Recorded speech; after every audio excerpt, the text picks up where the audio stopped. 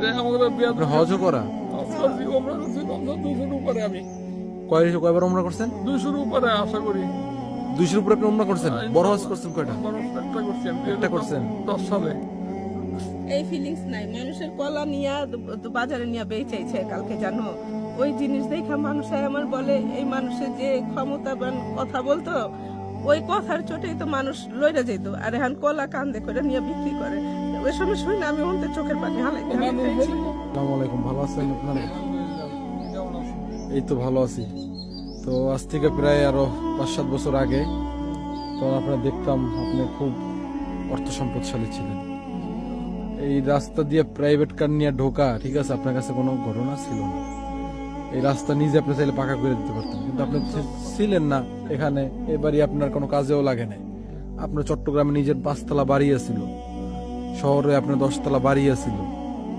এইসব বাড়ি আপনি আসতেনও না, মাঝে মধ্যে হয়তো একটু ভ্রমণ করার জন্য, একটু গ্রামের আবহাওয়া নেওয়ার জন্য একটু পিকনিক করতে আসতেন। আপনি আগে আমি কি কম বড়ি বড়ি স্বর্ণ পইরা ঘুরতেন। মামা কি কন, কথা খারাপ কই? না, ঠিক আছে। ঠিক আছে, বড় বড় মাছ ওগুলো মনে করেন আপনার রোজকার খাবার আছে। বড় ছোট সবই খেতাম এদিকে যখন যেটা ছিল। যখন যে আসলো আমরা সবাই তো জানি, আমরা তো এলাকার জানি আপনিও।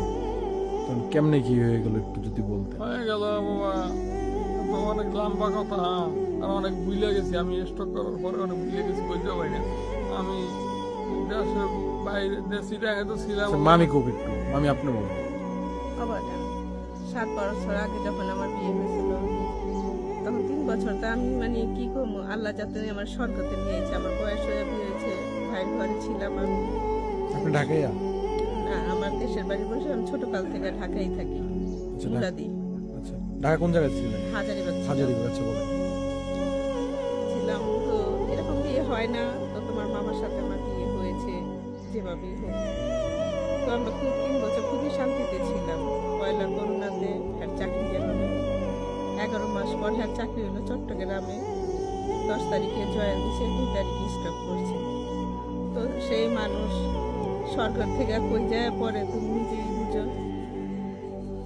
তারপর আমাকে সংসার তো এই হিমশিম করে চলতে আছে। তো স্টক করানোর পরও যাই হোক কিছু আছিল, খাইছি দুজনে। এখন তো আমাকে আর কোনো সামর্থ্য নেই।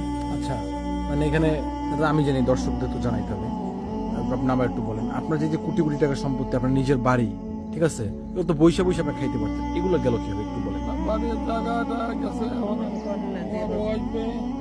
আপনার একটা স্ত্রী ছিল, আগে এক ছেলে আপনি একটু বলেন।